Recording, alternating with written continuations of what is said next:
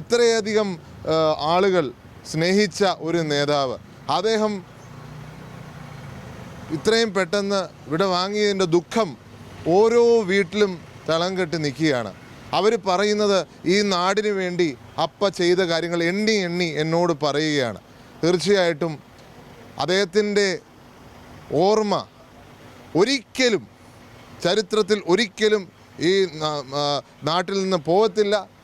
ഇന്ന് ചിലരൊക്കെ ഫ്ലെക്സ് മാറ്റാൻ പറഞ്ഞിരിക്കുക. ഈ ഓർമ്മ ഇല്ലാതാക്കാൻ സാധിക്കുമോ എന്ന് വിചാരിച്ച ഫ്ലെക്സിൽ നിന്ന് മാറ്റാം, മനുഷ്യൻ്റെ ഹൃദയത്തിൽ നിന്ന് ഉമ്മൻചാണ്ടിയെ മാറ്റാമെന്ന് ആരും വ്യാമോഹിക്കേണ്ട.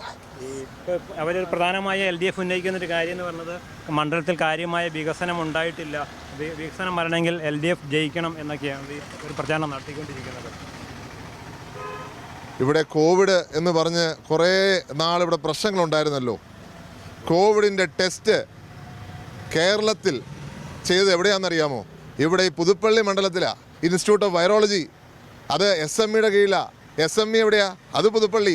IHRD ഉണ്ട് പുതുപ്പള്ളിയിൽ, ഡയറ്റ് ഉണ്ട് പുതുപ്പള്ളിയിൽ, institute of Ramanujan institute of sciences ഉണ്ട് പുതുപ്പള്ളിയിൽ, Rajiv Gandhi institute of technology, ഇന്ത്യയിലെ തന്നെ ഒരു മികച്ച എഞ്ചിനീയറിംഗ് കോളേജ് ഇവിടെയുണ്ട്. KR Narayan institute of film, പൂനെയിലെ ഫിലിം ഇൻസ്റ്റിറ്റ്യൂട്ട് തുല്യമായ ഫിലിം ഇൻസ്റ്റിറ്റ്യൂട്ട് ഉണ്ട്.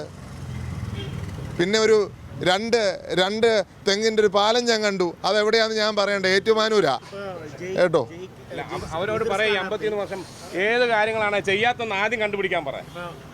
എന്ത് വികസനമാണ് കൊണ്ടാത്തതെന്ന് ആദ്യം കണ്ടുപിടിക്കാം. അല്ല, വികസനത്തെക്കുറിച്ച് ചർച്ച ചെയ്യുമ്പോൾ വികസനം ചർച്ച ചെയ്യട്ടെ. വികസനത്തെക്കുറിച്ച് ചർച്ച ചെയ്യാൻ ഞാൻ വെല്ലുവിളിക്കുന്നു. വികസനം മാത്രമല്ല, സർക്കാർ ഇവിടെ ഓണമാ, പട്ടിണിയല്ലേ നാട്ടിൽ, ഇവിടെ വിലക്കയറ്റമല്ലേ നാട്ടിൽ, അതിനെക്കുറിച്ച് ചർച്ച ചെയ്തിട്ട് ബാക്കി ചർച്ച ചെയ്യാം.